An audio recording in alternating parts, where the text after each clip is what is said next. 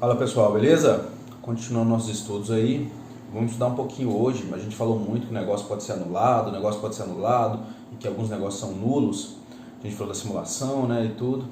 Mas vamos estudar um pouquinho, vamos ver essa diferenciação do que é nulo, do que é anulável, vamos lá?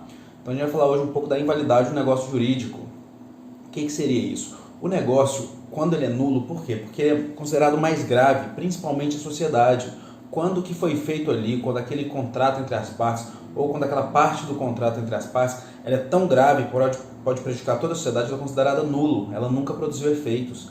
E muitas vezes, alguns contratos têm algumas cláusulas, algumas coisas são anuláveis, que eles podem produzir efeito até então, mas ali eles seriam anuláveis a partir daquela requisição de uma das partes, e não mais teria seus efeitos, ok? Então essa já é a primeira diferença que a gente tem, né? Na nulidade nós temos o efeito ex tunc, e no anulável, perdão, na anulabilidade, que é o ato anulável, a gente tem o efeito ex nunc. Né? O ex nunc, a partir do momento que ele for declarado que a parte foi anulada, ela não produz mais efeitos. E quando é nulo o contrato, ou quando é nula alguma parte do contrato, ele nunca vai ter produzido efeitos, né? Ele retroage, porque tem o efeito ex tunc, ele retroage, e retroagindo assim, nunca terá produzido efeitos, ou será nulo todos os efeitos que ele produziu a partir de então. Vamos estudar primeiro os negócios que são nulos. Vamos lá no artigo 166. Vamos lá. É nulo o negócio jurídico quando celebrado por pessoa absolutamente incapaz, for ilícito, impossível ou indeterminado seu objeto, o motivo determinante comum a ambas as partes for ilícito, não revestir a forma prescrita em lei, for pretendida alguma solenidade que a lei considere essencial para sua validade, tiver por objeto fraudar lei imperativa, a lei taxativamente declarar nulo ou proibir-lhe a prática, sem combinar sanção. Vamos ver um por um. Olha só, o primeiro, celebrado por pessoa absolutamente incapaz. A gente já estudou isso. Quem são os absolutamente incapazes? Artigo 3º do Código Civil, olha lá, são absolutamente incapazes de exercer pessoalmente os atos da vida civil os menores de 16 anos. Então, qualquer contrato, qualquer negócio jurídico feito com menor de 16 anos é considerado nulo. Então, lembre, não é anulável, ele é nulo. Com menor de 16 anos, ele é nulo, tá? Conforme o artigo 3º ali, perdão, né? Na verdade, o artigo 3º vai nos dizer o que é o incapaz, conforme o artigo 166. O artigo 166 vai dizer também, o inciso 2º diz o seguinte: for ilícito, impossível, indeterminável seu objeto. A gente estudou isso na sala também, né, quando a gente estava estudando a escala pontiana. Então, como que seria? O objeto ilícito seria um contrato de compra e venda de drogas, né? Esse objeto seria ilícito, então assim, né, esse contrato é nulo, esse contrato nunca vai produzir efeitos, esse contrato não existiria, ok? Ele é impossível, como seria uma compra e venda de um terreno na Lua, como a gente viu ali, né? A gente falou até das igrejas, né, que vendem terrenos no céu e essas coisas assim, né? Mas na verdade elas não fazem isso, né? A Igreja Católica fazia antigamente essas coisas, indulgências, coisas assim. Algumas igrejas evangélicas hoje você recebe um pedaço de um terreno no céu, mas na verdade não é uma compra e venda, né? Você vai ganhar de brinde se você doar alguma coisa. Eles fazem algumas coisas, né, para se encaixar na lei, né? Mas aí seria uma compra e venda de um terreno na Lua. É um objeto impossível, pelo menos por enquanto, né? Seria um objeto impossível, quem sabe no futuro, né? E indeterminado ou indeterminável, lembrando que a gente estudou aqueles clubes de vinho que você paga um valor e recebe 2 vinhos por mês, né? Ele não é determinado, você não sabe quais vinhos você vai receber, né? Mas você pode determinar, você determina quantos, você determina que você vai receber. Então não precisa ser determinado exato, ou tem que ser determinado, vai ser aquele, ou pelo menos uma quantidade, um número certo, algo assim. Se for algo que você não sabe nem a quantidade, nem qual específico será, esse contrato é nulo, porque esse objeto não é determinável, nem esse objeto não pode ser determinado, né? Não é determinado nem determinável, ok? É isso que diz o inciso 2º. O que diz o inciso 3º? Vamos lá? O motivo determinante comum a ambas as partes for ilícito. Olha só, motivo determinante. Vamos lá, eu vou alugar um carro. Motivo determinante para a gente é o aluguel desse carro. Só que eu estou alugando o carro para você sequestrar uma pessoa.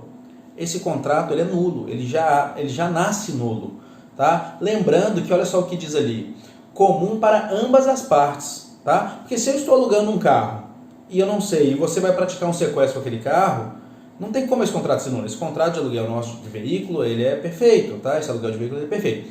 Agora, quando eu estou alugando um veículo, sabendo, estou alugando esse veículo para você sequestrar uma pessoa, e você está alugando esse veículo de mim para sequestrar uma pessoa. Esse contrato, obviamente, é nulo, conforme o inciso 3º do artigo 166. Não é o motivo determinante,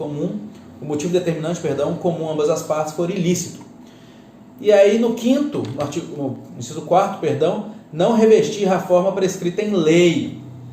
Olha só, isso aí seria um negócio jurídico sem observância de formalidade ou solenidades, né, específicas previstas em lei. Eu vou dar um artigo como exemplo, que é o 108, que a gente já até estudou.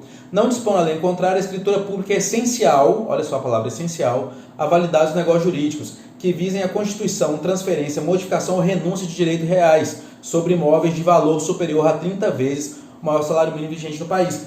Então, o que acontece?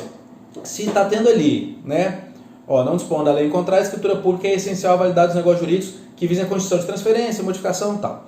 Então, assim, 30 vezes o salário mínimo. Você está fazendo uma compra e venda de um imóvel com 30 vezes a mais que o salário mínimo, se você não fizer por escritura pública, é nulo. Por quê? Conforme o inciso 4º lá, não revestir a forma prescrita em lei. A lei não fala que tem que ser assim, a lei não fala que você precisa de escritura pública para os imóveis, né? Nesse caso aí seria para uma compra e venda de um imóvel acima de 30 vezes o salário mínimo. Ok, se a lei fala isso, se você não fizer escritura pública, esse contrato é nulo, conforme o inciso 4º. Indo para o inciso 5º, for preterida alguma solenidade que a lei considere essencial para a sua validade.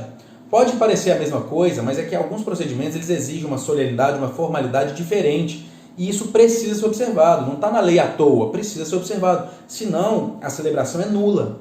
Olha só o que diz o artigo 1864, vamos lá. São requisitos essenciais do testamento público. Aí o inciso 2º diz o seguinte: lavrado o instrumento, ser lido em voz alta pelo tabelião, ao testador e a 2 testemunhas, a um só tempo, ou pelo testador, se o quiser, na presença destas e do oficial. Então, se não existir a presença dessas 2 testemunhas aí, esse contrato é nulo, porque é uma solenidade essencial exigida pela lei. Olha lá, o que diz o inciso 5º? For preterida alguma solenidade, então não for acatada alguma solenidade que a lei considere essencial para a sua validade. Certo? Continuando, nós temos aí o inciso 6º do 166, que diz o seguinte: tiver por objetivo fraudar lei imperativa. O que é uma lei imperativa, gente? O que seria isso? Seria o seguinte: muitas vezes um contrato ele pode ser de partes desproporcionais. O Estado tem que agir para que o mais forte, tanto economicamente, principalmente economicamente, ele não se aproveite do mais frágil. É o que a gente vê muito ali, principalmente no direito do trabalho, né? Quando a lei sempre protege o empregado, que é a parte mais frágil. Mas no direito civil também existem algumas coisas em contrato que você faz para sempre visando proteger uma das partes, para que uma não seja prejudicada em excesso. É o que diz ali, por exemplo, no artigo 412, vamos ler lá. O valor da cominação imposta na cláusula penal não pode exceder o da obrigação principal. Por exemplo, existe um contrato entre 2 partes e o contrato é para que se pague R$1.000, né? Esse contrato, o pagamento de R$1.000. E a multa pelo não pagamento é de R$5.000.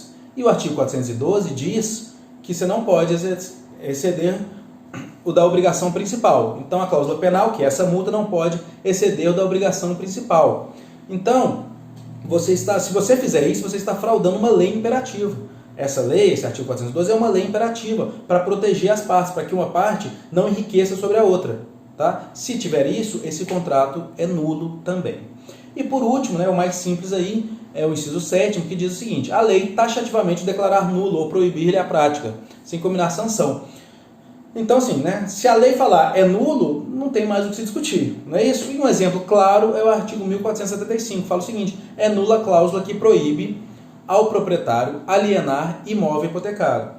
Então, assim, se existe uma cláusula ali que proibiu o proprietário alienar o imóvel hipotecado, essa cláusula é nula. A lei já está dizendo, é nula. Então, toda vez que a lei disser que é nula, não tem mais discussão. Ok? Vimos os negócios que são nulos e vamos dar um pouquinho agora dos anuláveis. Vamos lá?